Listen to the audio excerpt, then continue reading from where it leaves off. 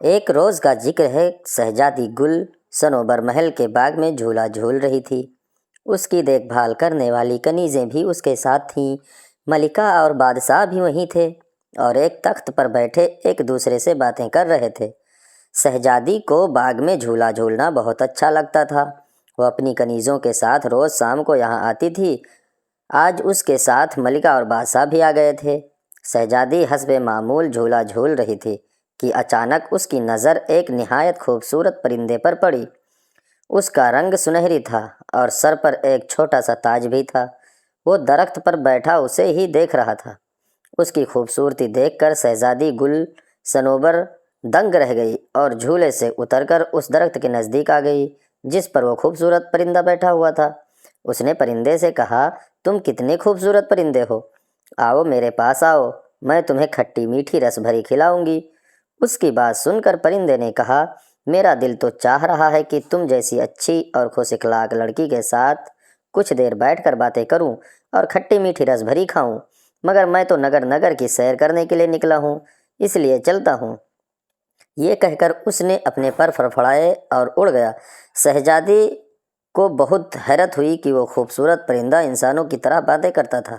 وہ بھاگ کر بادشاہ کے پاس آئی اور بولی، ابا حضور، مجھے وہ بولنے والا پرندہ چاہیے، ابھی اسی وقت چاہیے۔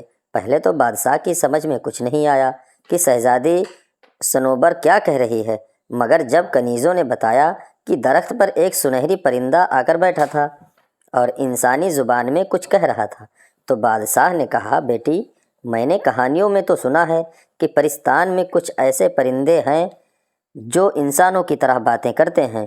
وہ پرندہ پرستان سے ہی آیا ہوگا، ہو سکتا ہے وہ کل پھر آئے۔ اگلے روز شہزادی انتظار کرتی رہی مگر وہ پرندہ دوبارہ وہاں نہیں آیا۔ اس کی فکر میں شہزادی نے پورے دن کچھ نہ کھایا نہ کچھ پیا۔ جب رات ہوئی تو وہ بالکل ہی نا امید ہو گئی اور ملکہ کے گلے لگ کر رونے لگی۔ ملکہ نے اسے مختلف طریقوں سے بہلانے کی کوشش کی مگر اس عجیب و غریب پرندے کے خیال کو شہزادی دل سے نہ نکال سکی۔ اپنی چہیتی بیٹی کی اداسی دیکھ کر بادشاہ بھی پریشان ہو گیا تھا۔ جب 2-3 روز اسی طرح گزر گئے تو ملکہ اور بادشاہ کی تشویش میں اضافہ ہو گیا۔ شہزادی گل صنوبر ان چند روزوں میں نہایت کمزور ہو گئی تھی۔ انہیں یہ ڈر تھا کہ کہیں وہ بیمار نہ پڑ جائے۔ بادشاہ کے ذہن میں ایک خیال آیا۔ اس نے سوچا کہ وہ شہزادی کے ساتھ پرستان جا کر اس پرندے کو تلاش کر کے اپنے ساتھ لائے تاکہ اسے پا کر وہ خوش ہو جائے۔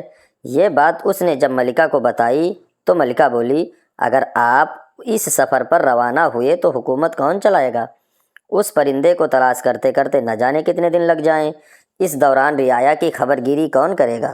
آپ ایسا کریں کہ یہ اعلان کروا دیں کہ جو بھی پرستان سے اس عجیب و غریب پرندے کو لے کر آئے گا اسے بہت سی اشرفیاں انعام میں دی جائیں گی۔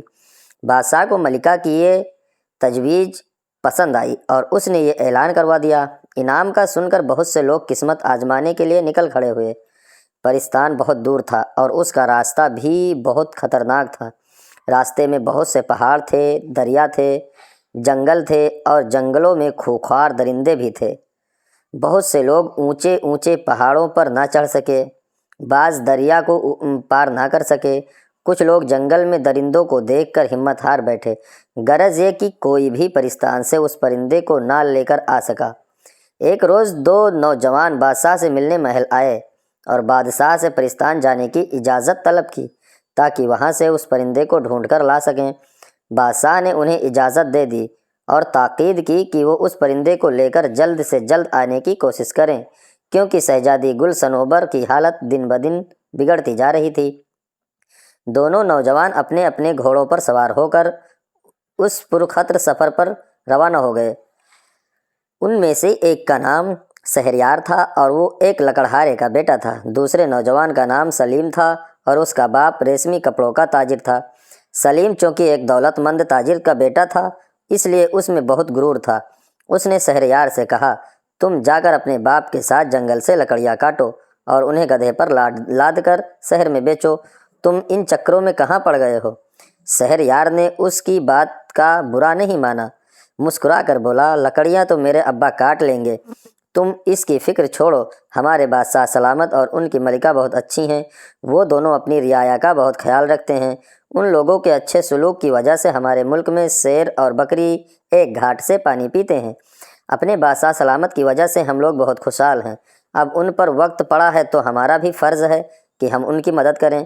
مجھے انعام کا لالچ نہیں، میں تو بس یہ چاہتا ہوں کہ وہ پرندہ مل جائے، جلد سے جلد لا کر اسے بادشاہ سلامت کے حوالے کر دوں، تاکہ ان کی بیٹی خوش ہو جائے اور ہمارے بادشاہ اور ملکہ کی فکر دور ہو جائے۔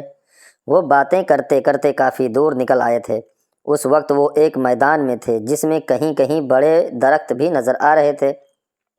ایک درخت کے نیچے انہوں نے ایک بوڑھی عورت اور اس کے شوہر کو دیکھا۔ شہریار اور سلیم کو آتا دیکھ کر بوڑھا شخص کھڑا ہو گیا اور انہیں رکنے کا اشارہ کیا۔ او بوڑھے شخص، تیرا دماغ خراب ہے جو ہمارا راستہ روک رہا ہے؟ سلیم نے نہایت غصے سے کہا اور گھوڑے پر بیٹھے بیٹھے جھک کر ایک ہاتھ سے دھکا دے کر بوڑھے کو ایک طرف ہٹا دیا اور گھوڑا بھگاتا ہوا آگے نکل گیا۔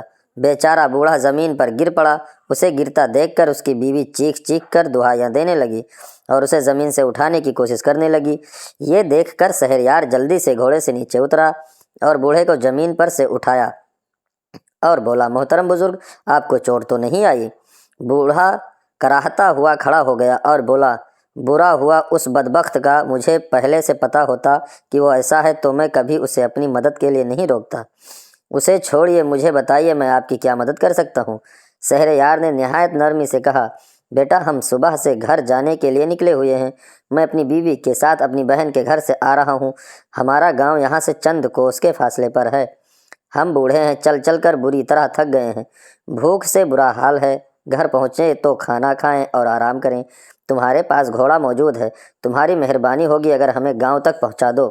بوڑھے کی بات سن کر شہریار نے اپنا کھانا نکال کر ان دونوں کو دیا۔ یہ کھانا اس کی ماں نے اس کے ساتھ کر دیا تھا تاکہ سفر کے دوران اسے بھوک لگے تو وہ اسے کھا لے۔ جب وہ دونوں کھانا کھا چکے تو شہریار نے دونوں کو گھوڑے پر سوار کرا دیا اور خود گھوڑے کی باگھ پکڑ کر تیز تیز قدموں سے ان کے گاؤں کی سمت روانہ ہو گیا۔ دونوں میاں بیوی اسے دعائیں دے رہے تھے۔ شام ہوتے ہوتے وہ ایک گاؤں میں پہنچ گئے۔ اسی گاؤں میں ان بوڑھے میاں بیوی کا گھر تھا۔ گھر پہنچ کر بوڑھے اور اس کی بیوی نے بڑے اصرار سے شہریار کو اس بات پر آمادہ کر لیا کہ وہ اگلے روز تک ان کے گھر ہی ٹھہرے، کیونکہ رات سر پر تھی اور رات کو سفر یوں مناسب نہیں تھا ہوتا۔ شہریار نے ان کی بات مان لی۔ رات کو کھانے کے بعد بوڑھے نے کہا، اب نوجوان تم بتاؤ کہاں سے آ رہے ہو اور کہاں جا رہے ہو؟ جواب میں شہریار نے اسے پوری کہانی سنا دی اور بتایا کہ وہ بولنے والے پرندے کی تلاش میں پرستان جا رہا ہے تاکہ اسے لے جا کر شہزادی گل صنوبر کے حوالے کر سکے۔ اس کی بات سن کر بوڑھا سوچ میں پڑ گیا۔ کچھ دیر اس نے کہا، پرستان میں کچھ ایسے نایاب پرندے بھی ہوتے ہیں جو انسانوں کی طرح باتیں کرتے ہیں، مگر انہیں وہاں جا کر تلاش کرنا پڑے گا۔ پرستان جانے کے لیے دو راستے ہیں، ایک راستے پر خطرہ بہت زیادہ ہے اور اس کا راستہ بھی بہت طویل ہے، اور دوسرا راستہ قریب کا راستہ ہے۔ اگر گھوڑا تیز رفتار ہو تو 1 گھنٹہ میں وہاں پہنچا جا سکتا ہے۔ اس راستے پر کوئی خطرہ بھی نہیں ہے۔ اگلے روز شہریار صبح سویرے بیدار ہو گیا۔ بوڑھے نے اسے پرستان کا راستہ اچھی طرح سمجھا دیا تھا۔ وہ روزانہ روانہ ہونے لگا تو بوڑھے نے اپنے گھر کے پچھلے حصے میں لگے درختوں سے بہت سارے امرود توڑ کر اسے دے دیے اور بولا، پرستان کے پرندے امرود بہت شوق سے کھاتے ہیں۔ یہ پھل پرستان میں نہیں ہوتا ہے، اسی لیے ان کی تلاش میں وہ انسانوں کی دنیا میں آ جاتے ہیں۔ تم یہ امرود اپنے پاس رکھو، مجھے یقین ہے کہ ان کی خوشبو وہاں کے پرندوں کو تمہاری طرف متوجہ کر دے گی۔ ہو سکتا ہے ان میں کوئی ایسا پرندہ بھی ہو جو انسانوں کی طرح باتیں کرتا ہو۔ شہریار نے امرود لے کر اس کا شکریہ ادا کیا اور گھوڑے پر سوار ہو کر وہاں سے روانہ ہو گیا۔ جس راستے پر اس کا گھوڑا دوڑ رہا تھا وہ بہت صاف ستھرا اور ہموار تھا۔ ایک لمبی پگڈنڈی تھی جس کے دونوں اطراف میں ہری ہری گھاس تھی، کہیں کہیں پھولوں کے پودے بھی نظر آتے تھے۔ وہ بہت جلدی ہی پرستان پہنچ گیا۔ وہ پرستان میں داخل ہوا تو چاروں طرف بہت چہل پہل نظر آ رہی تھی۔ حسین و جمیل پریاں خوبصورت اور رنگ برنگی لباس پہنے ادھر سے ادھر اڑتی پھر رہی تھیں۔ پریزاد بازاروں میں گھوم پھر رہے تھے اور مختلف اشیاء کی خریداری میں مصروف تھے۔ شہریار نے ایک میدان کے چاروں طرف بہت سارے پریزادوں کا جمگھٹ دیکھا۔ وہ قریب گیا تو پتہ چلا کہ وہاں 2 دیووں کی کشتی ہو رہی ہے اور یہ سب ان دیووں کی کشتی دیکھنے کے لیے جمع ہوئے تھے۔ اس کا بھی دل چاہا کہ دیووں کی کشتی دیکھے، مگر اس نے وقت ضائع کرنا مناسب نہ سمجھا اور بولتے پرندے کی تلاش میں چل پڑا۔ اس کی نظریں درختوں پر لگی ہوئی تھیں تاکہ اسے پرندے نظر آ جائیں۔ چلتے چلتے وہ ایک باغ میں پہنچا۔ وہاں پر بہت سارے چھوٹے بڑے نہایت خوبصورت پرندے فضا میں اڑتے پھر رہے تھے۔ وہ سب اپنی سریلی آوازوں میں چہچہا رہے تھے، مگر ان میں سے کوئی بھی ایسا نہیں تھا جو انسانی زبان میں باتیں کر رہا ہو۔ شہریار کو مایوسی تو ہوئی، مگر اس نے ہمت نہیں ہاری۔ اس نے گھاس پر بیٹھ کر کچھ امرود کی کاسین اپنے سامنے ایک کپڑا بچھا کر رکھ دی۔ امرودوں کی خوشبو سے جتنے بھی پرندے تھے وہ وہاں آ گئے اور اپنی ننھی ننھی چونچوں سے انہیں کھانے لگے۔ اور بھئی پرندوں کیا حال ہے؟ اس نے کہا، مگر کسی نے بھی اس کی بات کا جواب نہیں دیا۔ شہریار سمجھ گیا کہ ان پرندوں میں کوئی ایسا نہیں جو انسانوں کی طرح بولتا ہو۔ امرود کی کاسیں ختم ہو گئی تو وہ سب خوشی سے چہچہاتے اڑ گئے۔ اچانک ایک سنہرے پروں والا پرندہ فضا سے اڑتا ہوا آیا اور شہریار کے سامنے بیٹھ کر بولا، افسوس مجھے آنے میں دیر ہو گئی ہے، سارے امرود تو ختم ہو گئے ہیں۔ شہریار اس سنہرے پرندے کو انسانی زبان میں بولتا دیکھ کر خوشی سے باغ باغ ہو گیا۔ اس نے ایک بڑا سے تھیلا میں نرم گدیلا امرود نکال کر اس پرندے کے سامنے رکھا اور بڑے پیار سے بولا، پیارے پرندے فکر نہ کرو، میرے پاس اور بھی امرود موجود ہیں۔ یہ سن کر پرندہ پھدکتا ہوا اس کے پاس آ کر بیٹھ گیا اور مزے سے اس کا دیا ہوا امرود کھانے لگا۔ کیا تم میرے ساتھ انسانوں کی دنیا میں چلنا پسند کرو گے؟ آخر شہریار نے اپنے مطلب کی بات کہہ ہی دی۔ کیوں نہیں؟ پرندے نے جلدی سے کہا، مجھے وہاں رہنا بہت اچھا لگتا ہے، وہاں امرودوں کے بھی بہت سے باغ ہیں، مجھے امرود کھانا بہت پسند ہے۔ اگر میں تمہارے ساتھ چلوں تو تم مجھے پنجرے میں تو نہیں رکھو گے؟ مجھے پنجرے میں بند ہو کر رہنا بالکل پسند نہیں ہے۔ میں تمہاری تلاش میں بہت دور کا سفر کر کے آیا ہوں۔ ہمارے بادشاہ کی بیٹی تمہیں یاد کر کر کے ہلکان ہو گئی ہے، بیمار پڑنے والی ہے، اس نے کھانا پینا بھی چھوڑ دیا ہے۔ میں تمہیں لے جا کر اس شہزادی کے حوالے کر دوں گا، وہاں محل میں تم بہت آرام سے رہو گے۔ میں اسے بتا دوں گا کہ وہ تمہیں پنجرے میں بند نہ کرے۔ شہریار نے کہا، میں کچھ روز پہلے شہزادی سے مل چکا ہوں۔ میں شہر شہر گھومنے پھرنے نکلا تھا اور اتفاق سے محل کے باغ میں میری شہزادی سے ملاقات ہو گئی تھی۔ وہ ایک بہت اچھی اور خوش اخلاق لڑکی ہے، میں بخوشی اس کے پاس رہنے کو تیار ہوں۔ پرندے نے کہا اور اڑ کر شہریار کے ہاتھ پر بیٹھ گیا۔ شہریار کا مقصد پورا ہو گیا تھا، لہٰذا وہ واپسی کے سفر پر روانہ ہو گیا۔ پرندہ کافی اونچائی پر اس کے گھوڑے کے ساتھ اڑ رہا تھا۔ ابھی وہ اپنے ملک کی حدود میں داخل ہوا ہی تھا کہ اس نے سلیم کو دور سے آتے ہوئے دیکھا۔ اس کی حالت انتہائی خراب تھی، اس کا جسم دھول مٹی سے اٹا ہوا تھا اور کپڑے بھی بہت سے زیادہ پھٹ گئے تھے۔ اس کا گھوڑا بھی نہایت کمزور ہو گیا تھا۔ شہریار سمجھ گیا کہ پرستان جانے کے لیے سلیم اس پر خطرے والے راستے سے نکلا ہوگا جس کے بارے میں بوڑھے نے اسے بتایا تھا۔ سلیم نے بھی اسے دیکھ لیا تھا اور اس کے قریب آیا، دونوں ایک دوسرے سے ملے۔ شہریار کے پوچھنے پر سلیم نے بتایا، مجھ سے بڑی غلطی ہوئی جو میں انعام کے لالچ میں اس سفر پر نکل کھڑا ہوا۔ پرستان کے راستے میں بڑے بڑے خطرات تھے، میں بڑی مشکل سے اپنی جان بچا کر بھاگا ہوں۔ شہریار نے اسے اپنی کہانی سنائی اور بتایا کہ اس نے ان بوڑھے میاں بیوی کو اپنے گھوڑے پر بٹھا کر ان کے گاؤں پہنچایا تھا۔ بوڑھے نے خوش ہو کر اس کی مدد کی، جس کی وجہ سے وہ بولنے والا پرندہ حاصل کرنے میں کامیاب ہو گیا ہے۔ وہ پرندہ تو تمہارے پاس نظر نہیں آ رہا، کہاں ہے وہ؟ سلیم نے بڑے اشتیاق سے پوچھا۔ شہریار نے آسمان کی طرف دیکھتے ہوئے اوپر اشارہ کیا۔ سلیم نے دیکھا کہ ایک خوبصورت سنہری پرندہ ان کے سروں پر منڈلا رہا ہے۔ انہیں باتیں کرتا دیکھ کر پرندے نے چلا کر کہا، شہریار جلدی کرو، ایسا نہ ہو کہ رات ہو جائے۔ شہریار نے سلیم کو خدا حافظ کہا اور اپنے گھوڑے کو چلنے کا اشارہ کیا۔ سلیم نے اسے جاتا دیکھا تو بولا، اگر میں ان بوڑھے میاں بیوی کے ساتھ برا سلوک نہیں کرتا تو مجھے بھی بولتا پرندہ مل جاتا۔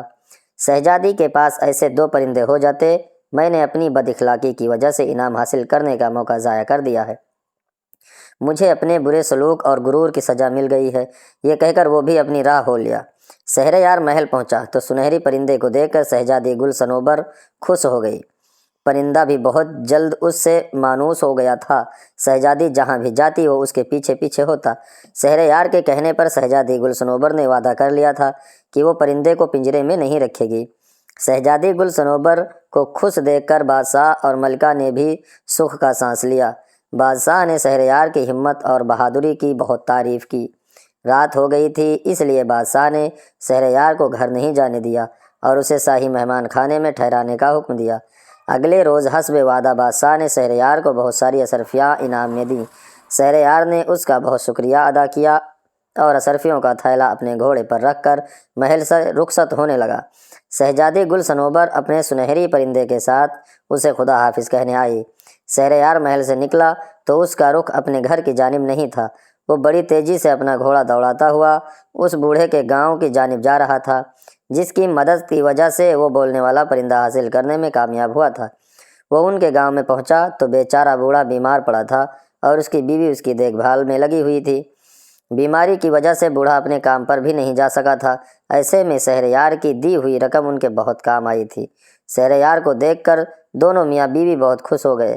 شہریار نے اپنی کامیابی کی خبر انہیں سنائی، پھر اس نے بادشاہ کے دیے ہوئے انعام میں سے آدھی اشرفیاں بوڑھے کے حوالے کی اور بولا، آدھے انعام کے آپ بھی حقدار ہیں، اگر آپ میری مدد نہ کرتے تو مجھے وہ پرندہ کبھی بھی نہیں ملتا۔ اتنی بہت سی اشرفیاں پا کر وہ دونوں خوش ہو گئے اور شہریار کو دعائیں دینے لگے۔ اس کے بعد شہریار اپنے گھر آیا۔ اس نے پوری کہانی اپنے ماں باپ کو سنائی اور بادشاہ سے ملا ہوا آدھا انعام ان کے حوالے کیا۔ اس کے ماں باپ تو خوشی سے پھولے نہیں سما رہے تھے۔ وہ اس بات پر بھی بہت خوش تھے کہ ان کے بیٹے نے اپنے محسنوں کو فراموش نہیں کیا تھا اور انعام کا آدھا حصہ انہیں بھی دیا تھا۔ انعام میں ملی ہوئی اشرفیوں سے شہریار نے اپنا کاروبار کر لیا۔ اس کے باپ نے بھی جنگل سے لکڑیاں کاٹ کر فروخت کرنا چھوڑ دیا اور کاروبار میں اپنے بیٹے کا ہاتھ بٹانے لگا۔ تھوڑے ہی دنوں میں ان کا کاروبار خوب چمک اٹھا۔ یوں ایک لکڑہارے کا بیٹا کمزور انسانوں سے محبت اور ان کی مدد کرنے کے صلے میں اپنے ماں باپ کے ساتھ ایک خوشحال زندگی گزارنے لگا۔